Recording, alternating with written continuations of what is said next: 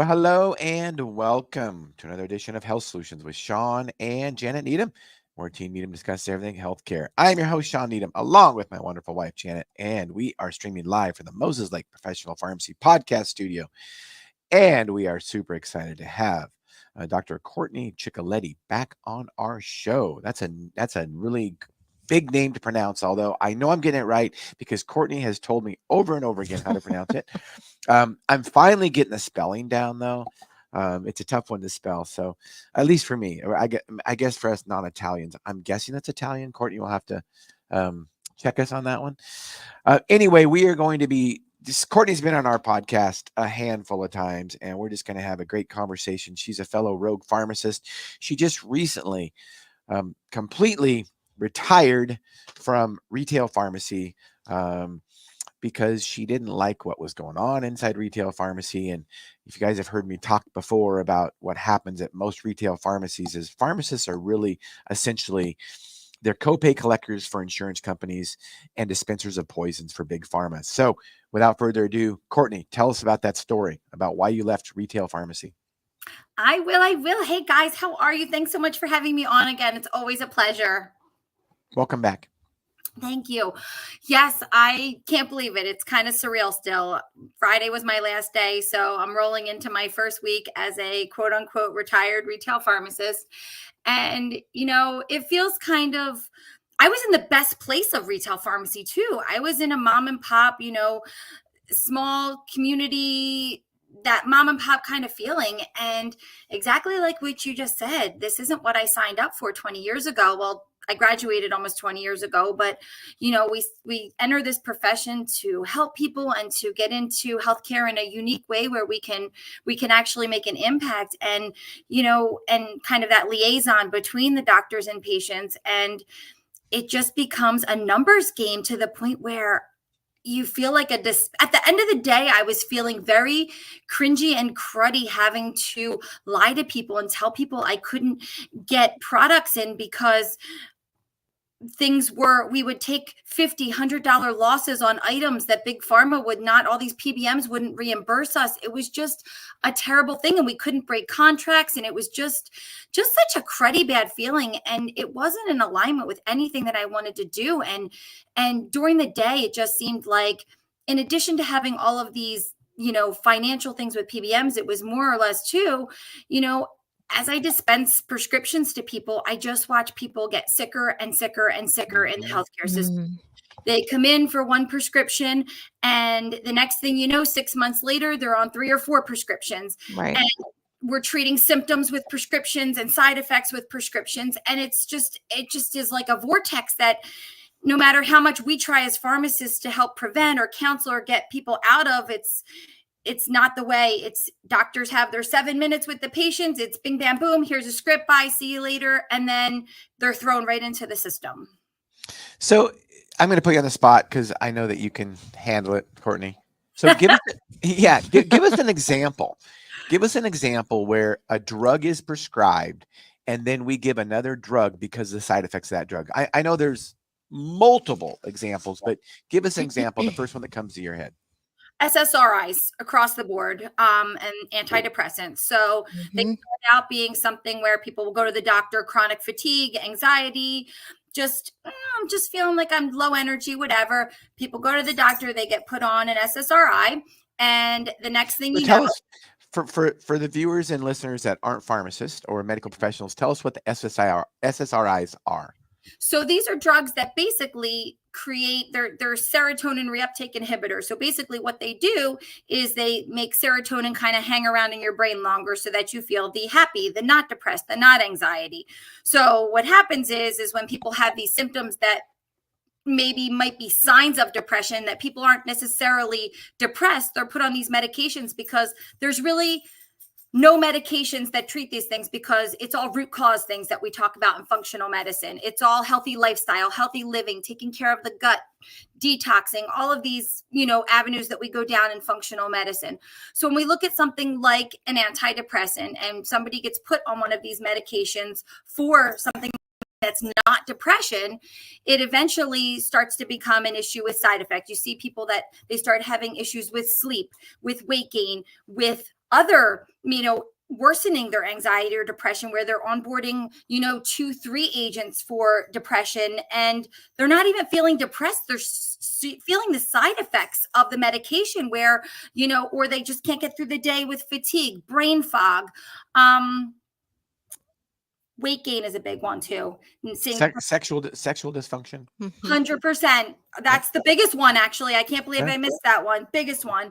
And then the next thing you know, they're coming in for agents too, whether it's Ozempic for weight loss, Viagra, just women just feeling bad about themselves because their libido is low and trying to shift that. It's just, it's terrible. And don't you have a personal story about SSRIs? Isn't this what kind of woke you up to functional medicine? 100%. Yes. I was on an SSRI for 16 years. When I was in pharmacy school, I was getting panic attacks, not depressed at all. I would just get palpitations, numb hands and feet, shortness of breath, last for 30 seconds at a time. And when I started to get them multiple times a day and had no idea what it was back then in my early days of pharmacy school, went to the doctor and got put on, back then it was brand Zoloft. And I started taking that. And with the exception of when I was pregnant with my son, I went off of it. And then it started back up when I was driving after he was born, went right back to the antidepressant because I didn't know how else to control the panic attacks. And it wasn't until about a year or two into working for mom and pop pharmacy where I started to really dive into supplements and gut health. And I started to learn more about the root cause of anxiety. And I was able to get off of an antidepressant in 1 week using CBD products without the THC. Tinctures, and then more recently using adaptogenic herbs to stay off. But again, the side effects, low libido, weight gain, just having I feel like I wasn't depressed when I started the antidepressant, but I definitely was feeling different kinds of emotions where I couldn't cry on an antidepressant at will, like it was I wasn't myself. I didn't feel good on them. And I didn't even realize how far in deep I was until I went off of them and realized that I was myself again. Yeah, they are powerful agents. And, even though they're only indicated, I think FDA approved, you can help me on this one, Janet and Kourtney. I think they're only indicated to prescribe for a maximum of 6 months. But people are on them for years. And Janet and I, when we travel, we don't have live TV at home, but when we travel, we watch TV in hotels. And, we just recently saw, I don't even know what the name of the most recent drug is, but kind of like what you said, it's another drug that can be added on to your current antidepressant to make it work better. And it's like, you just want to, it's like, seriously? I mean, really? Well, it's sad because, doing what Shawn and I do with counseling on hormones, one of the recent stories I can share is actually I met the lady and she had her file of her hormone panel, and she had been a nurse throughout her whole entire life. And her doctor wanted to put her on either an antipsychotic or an antidepressant. And, when I talked to her, the problem was she's not sleeping. She's went through menopause and cannot sleep. I mean, can you imagine how exhausting that is? And then on top of it, she's having to be a caretaker part-time for her husband. So here's the deal. Let's just make people zombies, right? Because that's the only answer we have for them. And she's like, no, I'm not depressed. I'm upset, but I'm not depressed, but I can't sleep. And I'm like, if she's telling me that, I'm sure she's telling her doctor that. But never once did they take any labs to look at what was happening with their hormones. And here was a woman who prior to this was very athletic, very sharp, top of her game. And she's like, Janet, this is not help. I need help and I'm not getting it. And that's so sad because then, like you said, first they come in, they listen to their doctor, and then 3 or 4 drugs down the road, and they're getting worse and worse and worse. And it's really hard to be a part of that. I don't blame you. I'm like, good for you. I'm glad you're out. No, and I love that you said that because it's like a trigger effect. And then, okay, we're hitting menopause, we're shifting with hormones, not sleeping. Okay, now cortisol's off, now circadian rhythm's off. So that's affecting estrogen levels. Estrogen levels are already decreasing. And if you're not doing things to nurture that, you're looking at a plethora of other things. Then people are getting joint aches and pains from their low estrogen. And then they're onboarding their, 800 milligrams of ibuprofen every day. And it's like, it's just every single day watching it happen and just getting frustrated every single day.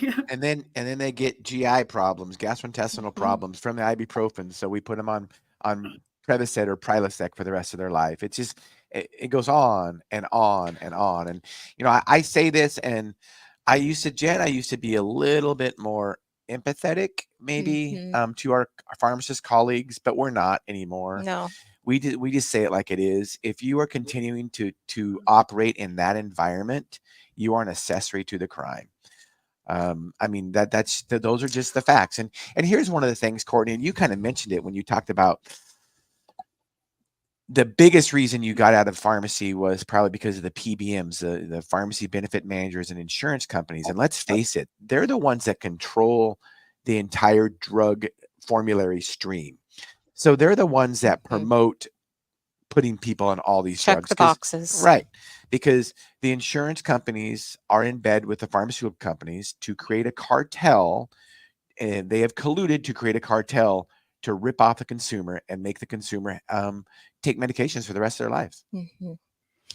So I love the topic. I'm sorry I'm interrupting, but I love the topic we're talking today about the importance of nutrients, because I think that is poo-pooed a lot, because it's not usually something that doctors are reaching for or grabbing for to help heal. So help us understand why omega-3s are important to some root causes.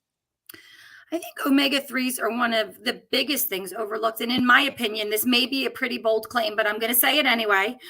I feel like this is something that should be checked in at every, doctor's appointment along the way when we're doing cholesterol checks. To me, an omega-3 level, an omega index, omega ratios, I think that's more important to check than a cholesterol level, which, we can dive into that and how those numbers can be skewed and really what is the true value of that level.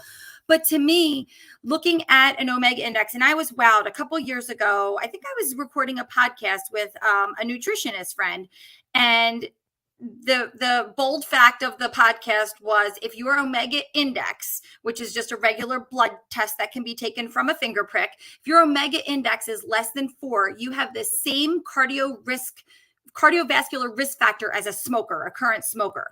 And that blew my mind. To me, I was like, it's true. And so many people don't get the right omegas in their diet. When we look at the kind of omegas, where we're getting it from, the fish that it comes from, kind of maybe the not as popular, delicious fish, the smash fish, sardines, mackerels, anchovies, things that people don't get a lot of. And if they are, what's the source of the fish? Are they coming from a good, place where there's not other toxins and bad things in them? So right off the bat, that's something that people aren't getting. But then looking at, circling back around to drug nutrient depletion, how every time somebody onboards another drug, how we're using all of these different nutrients in our body to metabolize drugs, and we're kind of messing with our gut microbiome and absorption and metabolism. So it's so important. And then adding on the new, I think, buzzword out there now is seed oils. I think people are starting to really dive into seed oils and how terrible they are, and how they're in everything that's a packaged seasoning, dressing, so many things are made from these, and how bad they are for us. And then looking at that, that's where like omega-6 and 3 ratios come into effect, where we're looking at, we want more of the omega-3s, the healthy omegas. And a lot of times that ratio is way, way out of balance in the American diet. Yeah, for sure. And it's pretty hard, I think. I'm not necessarily a fish fan. Janet's Norwegian, so she loves fish. I think it is pretty difficult to get omega-3s in your diet, in a regular diet, unless you're trying to eat the sardines and things like that. That's why I think it's just easy to supplement with omega-3s. And I think it's important to get a good supplement. And there's a lot of science behind this. In fact, 30 years ago, when pharmacists were recommending omega-3s, Of course, the FDA and Big Pharma were just talking about how it was, witchcraft and voodoo and snake oil salesmen, omega-3s didn't have any benefit, yada, yada, yada. And then Big Pharma comes out with Lovaza, right? I mean, which is just, their playbook is so small. It's just incredible. And Lovaza, for those of you that don't know, is a prescription-based omega-3. And drug companies knew they worked so well that they put out their own and charged, $500 a month instead of, $30 a month. So, and the problem is I don't know the details off the top of my head, but the problem is Lovaza doesn't have the ratio of EPA and DHA like you need to in a good fish oil. So that's that. But also, on this go ahead, Kourtney.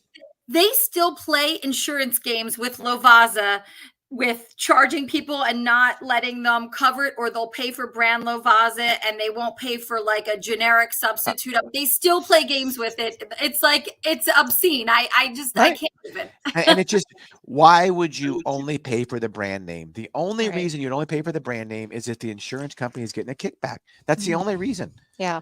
So, I mean, it's just, what is happening in healthcare, and it's not just pharmacy, but what is happening with kickbacks that physicians get for prescribing rates of XYZ drugs, whether it be vaccines or whether it be, how many people are on statins and all that.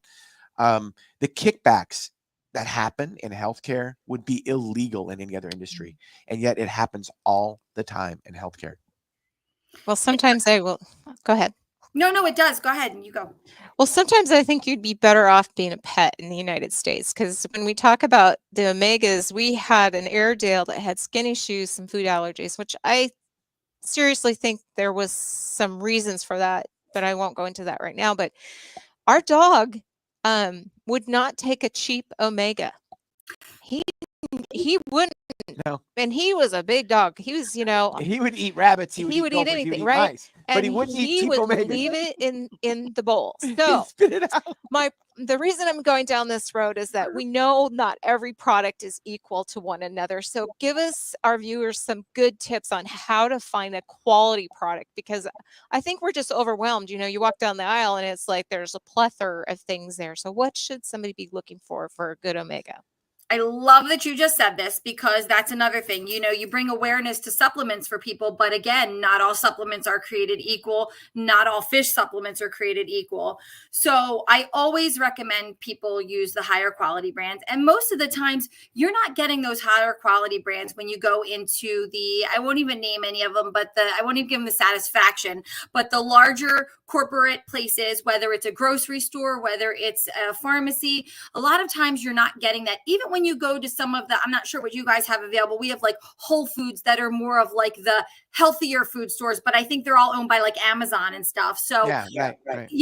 So I'm not really sure to say where to go. But for me, I always love when people, like when I worked at the pharmacy, I would always have it was like our section that was like these are the ones I recommend. And then we had the cheap generics that people didn't want to hear about it or didn't care and shopped in. So I always did my homework and research on companies. The first thing I do is looking at their source and making sure that they're not using, heavy metal fillers, making sure.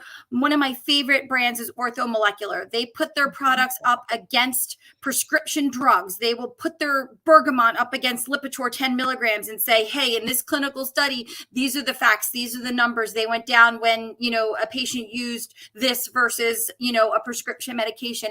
They'll put they'll stand by their product that hard to say our products work. You might pay a little bit extra. If you want a cheap supplement, you're getting what you pay for, basically. It's pay the extra few bucks for it.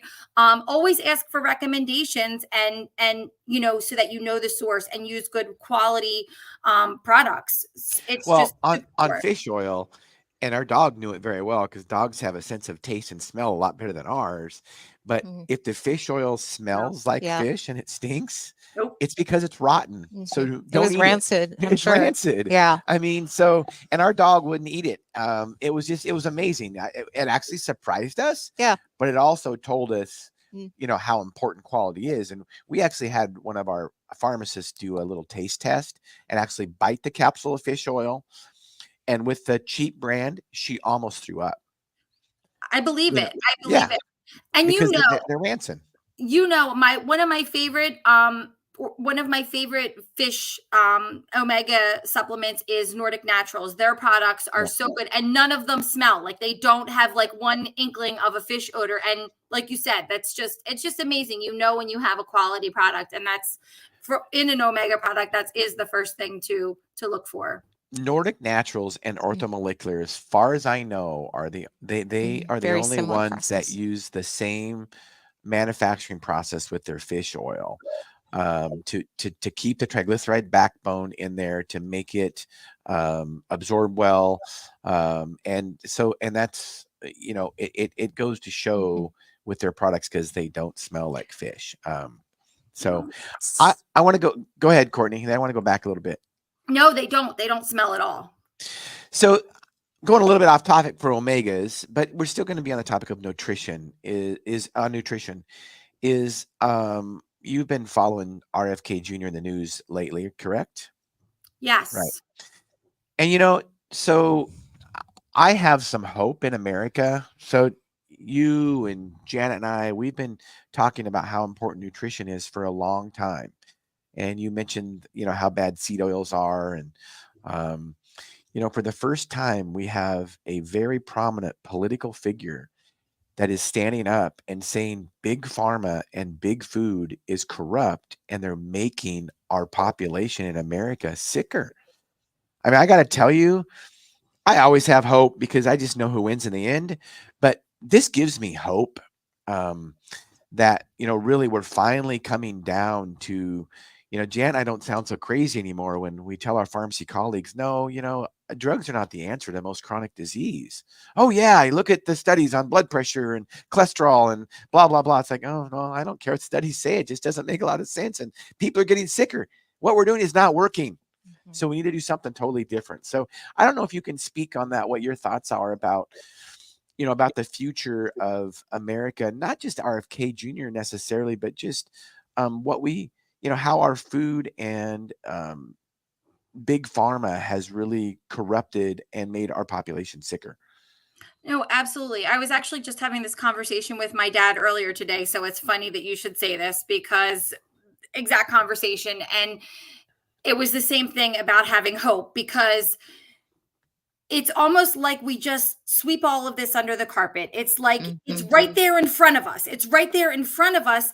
And I don't want to say I'm guilty of it too, because I think that there's so many things that we do out of convenience, right? So we live in like a right now, we want it now kind of world, and everything is quick, fast, easy, on the go lifestyle, yada, yada. So whether it's anything down from, the EMFs that are coming off of our phones, to the water we're drinking, the air we're breathing, and all of the crap that's put in our food, it's real. It's very real. I'll give you an example of walking. We were walking the dogs the other night, and the cornfield that's like diagonally across from the house is this huge field, and they were spraying it, which, I mean, it just smelled like a bottle of Roundup. Like, it was just terrible. We're walking. We're like, I guess we should turn around right now. And we walked back, and we're like, we're talking about it.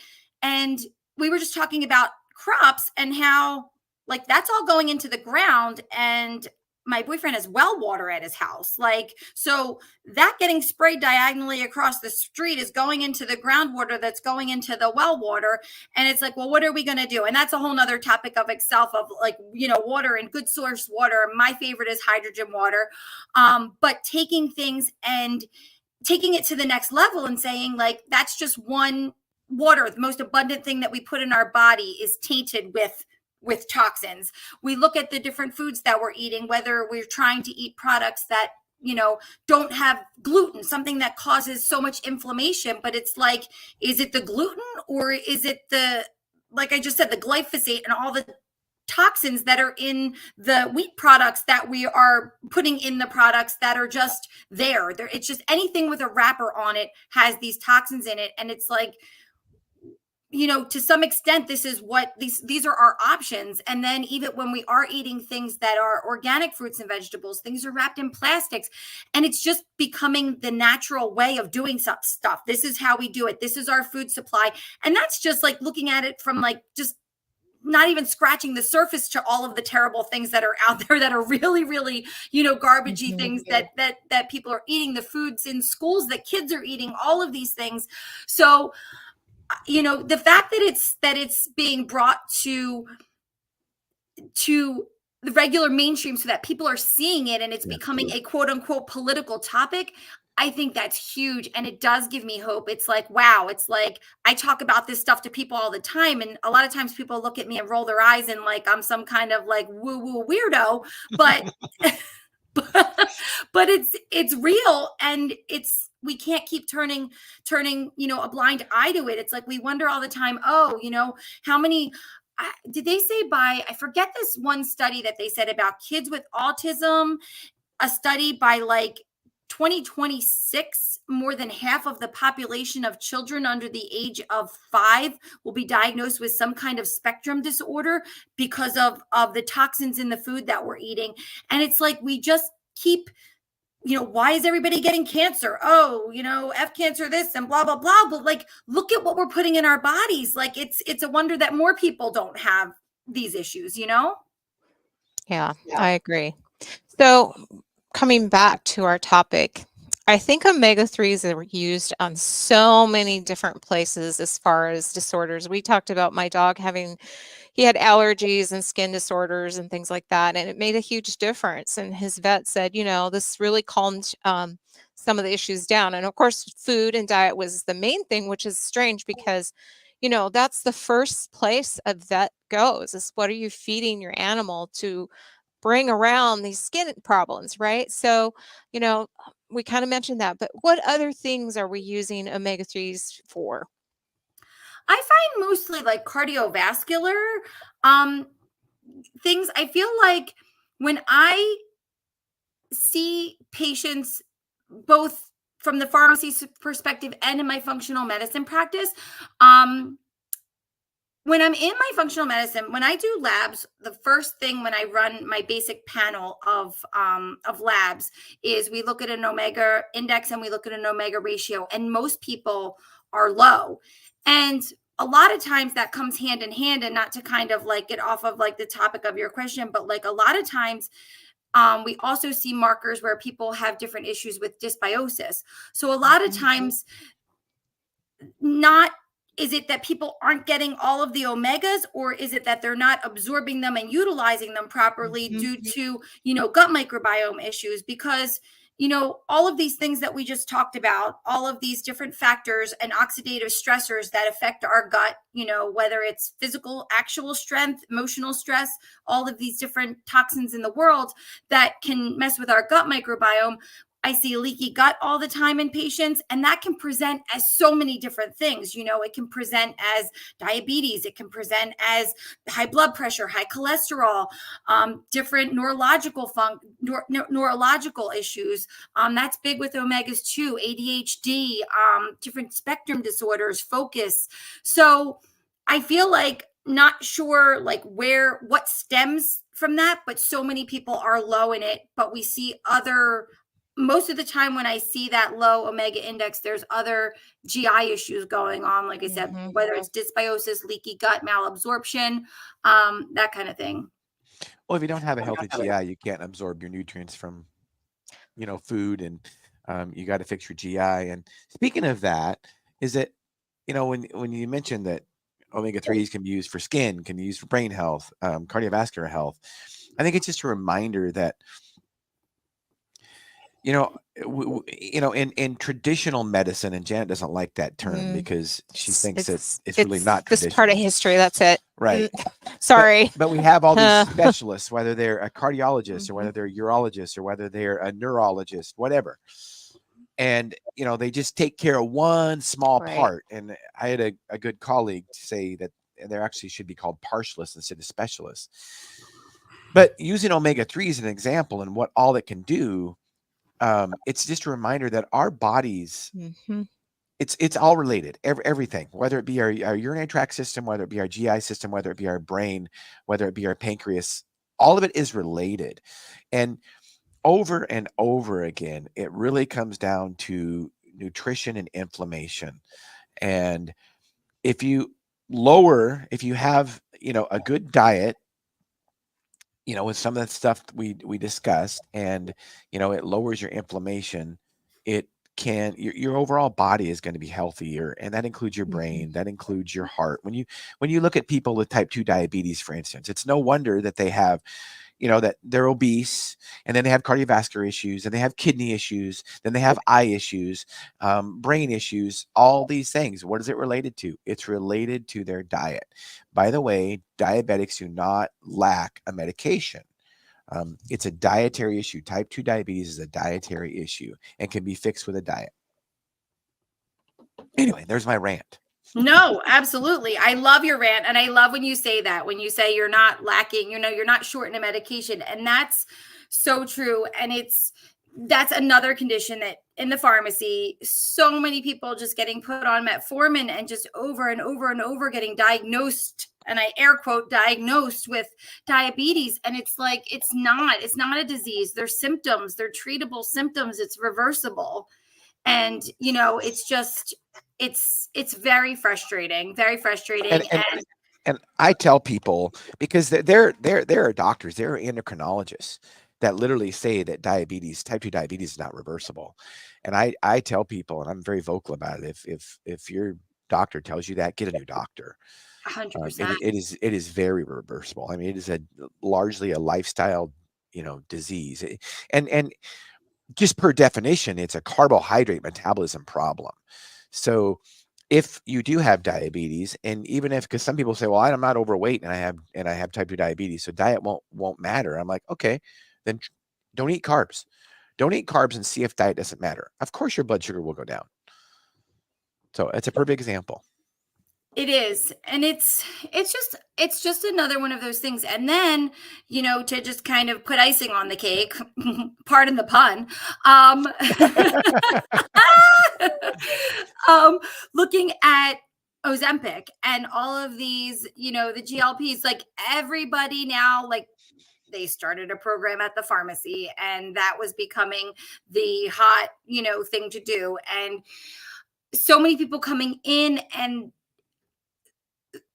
I don't think it even hit them, the side effects. Like there were some people that were starting to come in with like GI side effects, and again, leading to like the clumps of hair loss, the skin aging issues, and things that like they started seeing. But I feel like so many people are not, this is going to be a big problem. All these people that are turning to these quick, fast, easy solutions to lose weight. And there's going to be so many health issues resulting from this. I'm starting to see it. I was starting to see it, but I think it's going to explode. But then again, Kourtney, it's all in the greater plan from Big Pharma. Use a drug to create toxicities, and then have a drug that treats those toxicities. It's just all part of Big Pharma's plan. I mean, they've been doing it for years. We already talked about ibuprofen and Prevacid, Prilosec.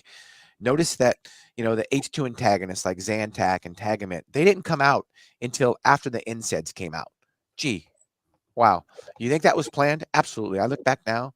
I mean, we have been played for so long, and we just kept letting it happen. And I have hope that, with RFK Jr. speaking out about big food and Big Pharma, and how, the agencies are captured, the government agencies are captured, that I have hope that at least getting the conversation out there is, going to wake some people up. I think it is. I really do. And just having hope, because this is something that's never really been a thing before. It hasn't been a platform, or, I don't even want to call it political, but just that it's in mainstream and it's in the media and it's being talked about. I feel like in the past, when it's been talked about, it's almost been talked about like fake news. You know, it's Yeah, almost right. I talk get about it. I know. like That's why. like Yeah, we're making the food in the cafeterias at school healthy. We're on this, you know, yeah. whatever. I don't know what administration that was. Was it the Obama administration where it was like, you know, I all think about so. kids' healthy lunches? But like, I don't think that like that's not healthy. Like, I don't seeing the things that are in schools and just anything that's packaged and not fresh and I don't know. Like, I Yeah, maybe the I intentions was are I, there, but it just seems like I the was results communicating. aren't there. No, of course. I was communicating with um somebody earlier today, and there was a list of foods that I saw that, to, green, yellow, and red. And in the yellow that so in the green was, I believe, was Cheerios. Oh In my the god. red, right. In the red was ground beef and eggs, which basically says don't eat them. It's like, and I'm gonna say this, and as we wind this podcast up, is uh, over the course of the last 4 years, as you can imagine, Kourtney, a lot of us in healthcare, our opinions have, if they haven't changed, they've been made much stronger. We knew that there was a scam going on, and then COVID exposed it even more. So even though at first it made us look more crazy, now people looking back say, wow, these people weren't so crazy. But here's what, let's just rationalize this about this entire topic. So let's face it, humans thrived. Humans have thrived on Earth for thousands of years. We were the apex predator for thousands of years. Did we have vaccines 1,000 years ago? Did we have high blood pressure medication, diabetes medication 1,000 years ago? Did we eat a lot of red meat? Did we eat a lot of eggs? Did we eat a lot of dairy? Uh-huh. Did we eat Cheerios? Did we eat Lucky Charms? No, we didn't. So let's just think, if we thrived thousands of years ago, then how could we do it without those things? So if you're believing a lie that you have to be on medication to be healthy, or your doctor tells you to moderate eggs because they have high in cholesterol, or saturated fat from animal products is bad for you, red meat, get a new doctor. But just think about it rationally. What did your great great great grandparents do? Mostly ate red meat and dairy. They didn't eat anything out of a box, and they probably didn't get cancer, and they probably didn't get cardiovascular disease. And sure, there's exceptions to that, but it's not like the there definitely was not 50% of America was not obese 100 plus years ago.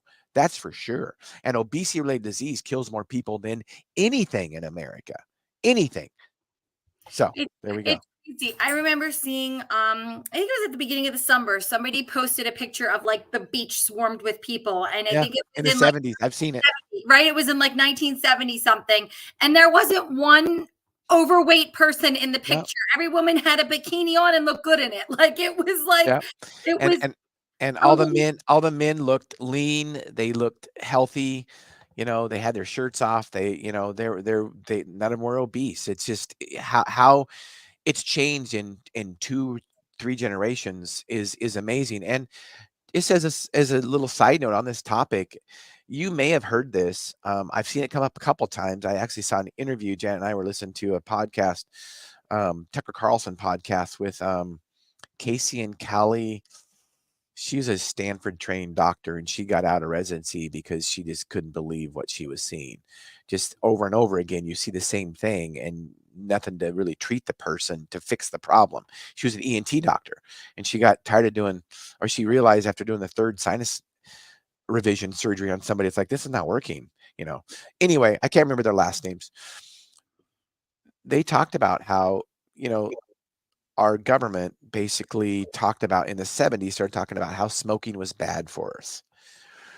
And they came out about that. And it changed the cigarette companies. People stopped, and it changed Americans' habits. More people stopped smoking. Less people were smoking, right? And so what did the tobacco companies do? Because they realized that, their source of income their revenue was going to hurt. So what did they do? They bought out big food companies. RJ Reynolds Tobacco Company bought out Nabisco. I Wow. think that's the company they bought out. Anyway, tobacco companies started buying out big food companies, and they used their scientists that understood how to deliver nicotine the best way to addict people. They use their scientists to do the same thing with food. I didn't It, know that right? about the Isn't science. it interesting? And Yeah. it all makes sense now. And I know that sounds kind of crazy, but think about it. It totally makes sense now. And you talk about the seed oils. I was looking at some ingredients the other day in a store in a bottle of something. I can't remember what it was. First ingredient was, I don't remember exactly the seed oil, but some kind of seed oil, canola oil or something. Second ingredient was high fructose corn syrup. Right. I mean, can you call this food? No, and I I think, mean, seriously. I think what the problem is, and I remember I did a reel on Instagram with this a while back, and it wasn't more so like if you're trying to lose weight, looking about counting calories and, like you said, like not eating things that are good for us, like red meat, because, oh, it's bad for your cholesterol. I think it's more like always look at the source, Yeah. I think that a lot of our meat is not good. It comes from bad places. It's being pumped with hormones and things that aren't good and healthy for us. But I think essentially the red meat at its core is so good for us. It's been Yes. around forever. That's what people have been eating since the beginning of time. And it's like looking at the stuff that's put into things, preservatives, hormones, same thing with any kind of thing that's in a package, like you said, a dressing, it's not food. And it's doing terrible things to our bodies. And it's not even like people look at it from the perspective of, oh, let me count the calories, or let me count the sugar, or let me look at how many carbs are in here. And if you would shift your mind to not look at it that way and look at how many things that are hormone disruptors, that when you put them in your body, these things that act like xenoestrogens and just chemicals that the body has no idea how to process or do it. That's why people create, white fat and hold these toxins into their body, not because you're eating too much red meat. Right. Well, and I think one thing people have to understand too is that, you know, we can't get away from all the toxins. We just can't.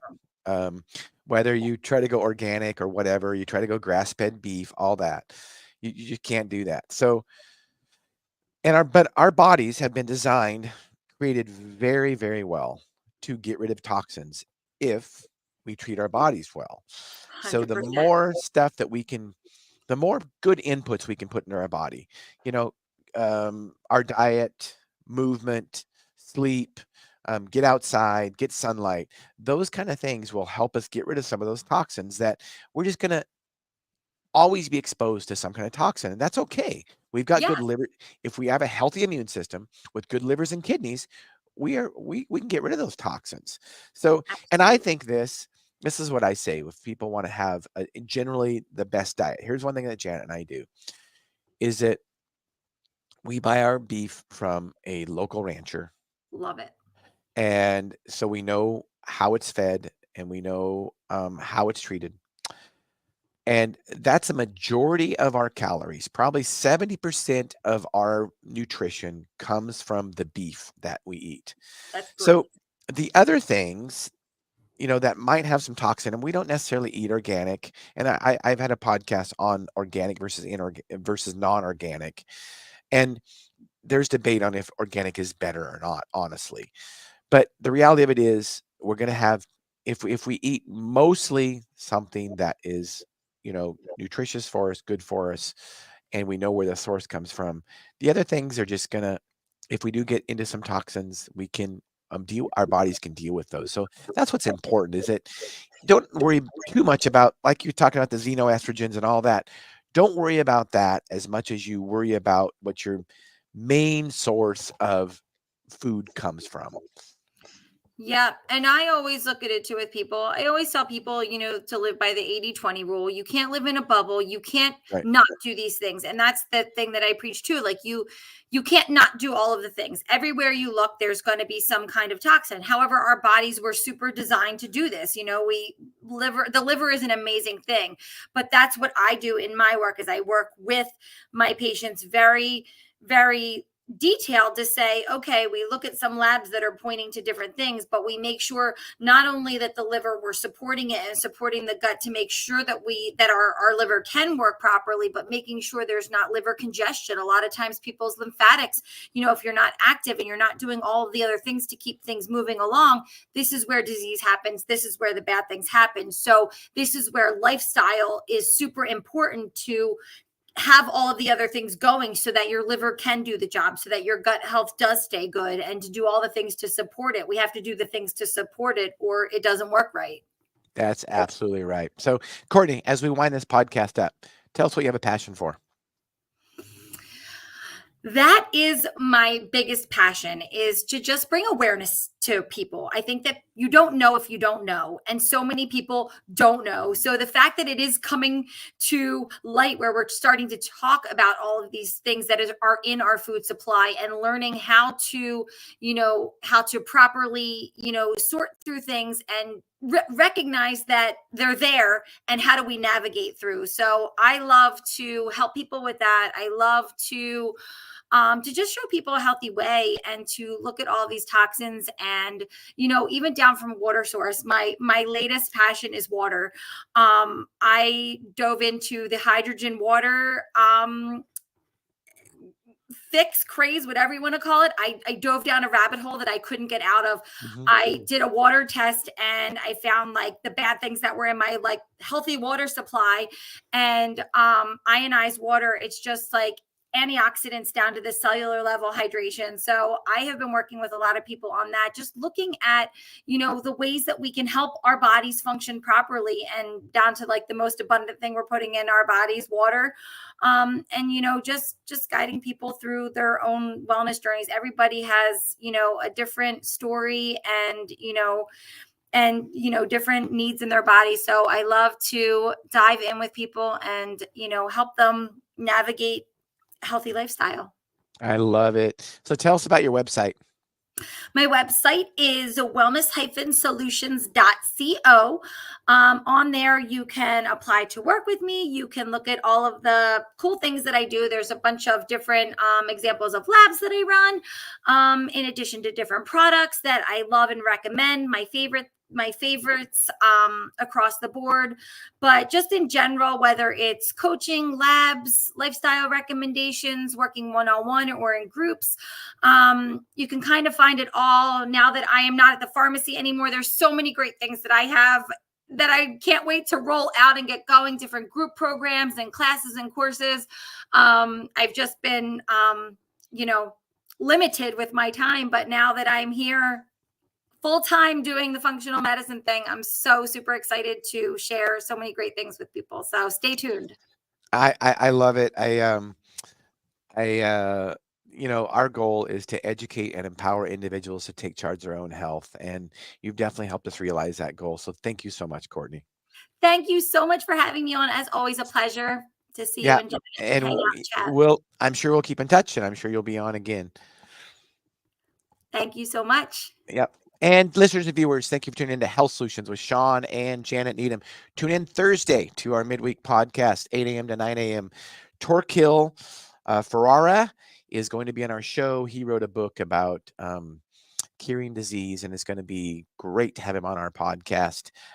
So tune in to Health Solutions with Shawn and Janet Needham. Thank you for tuning in today.